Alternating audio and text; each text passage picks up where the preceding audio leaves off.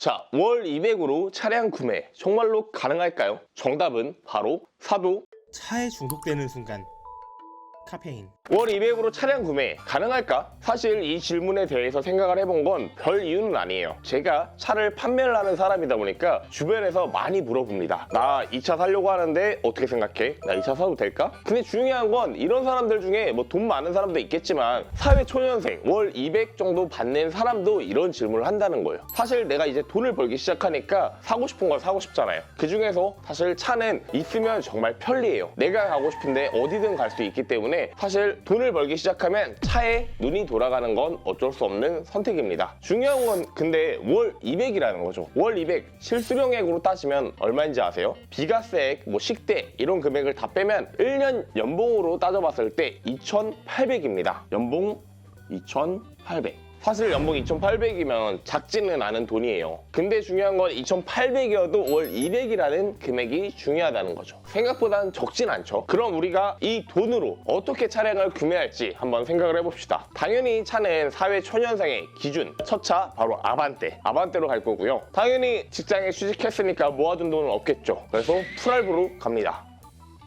사실 야수의 심장이에요. 그냥 뭐 되는 대로 사는 거고 어차피 내가 돈 버니까 할부하면은 할부비 낼 수 있다 라고 생각을 하고 진행을 하는 거죠. 자, 풀할부를 4년을 해볼게요. 4년을 하면은 금리가 대충 7.5%로 잡을게요. 최근 금리. 그러면 월 비용이 월 44만 원.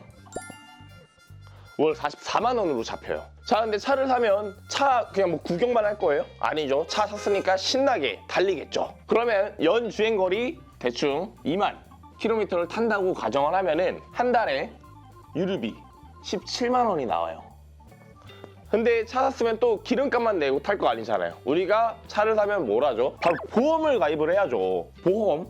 사회 초년생이면 한 180만 원 나오는데 그래도 저렴하게 잡아서 한 120으로 잡아볼게요.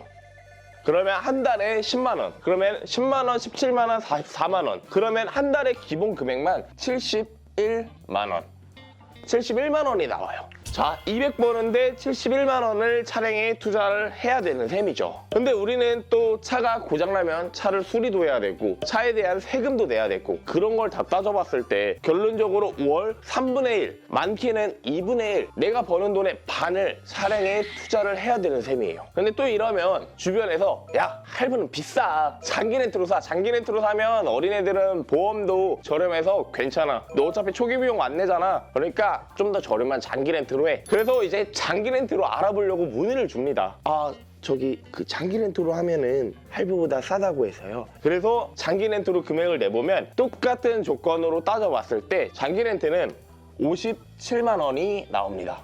뭐 71만 원에 비교하면 57만 원 당연히 저렴하죠. 57만 원 4분의 1 이 정도면 내가 낼만하다. 뭐 어차피 사고 나도 보험사에서 처리해주고 고장 나도 어차피 장기 렌트에서 처리해주고 뭐 내가 신경 쓸 건 없네 싶지만 74만 원 57만 원 확실히 71만 원보다는 57만 원이 훨씬 저렴하죠. 4분의 1 정도니까 내가 충분히 탈만해 라고 생각을 하는 거예요. 좋아요. 뭐 그러면 이렇게 진행을 한다고 쳐봅시다. 근데 4년 뒤에 이제 잔존가치라는 게 있어요.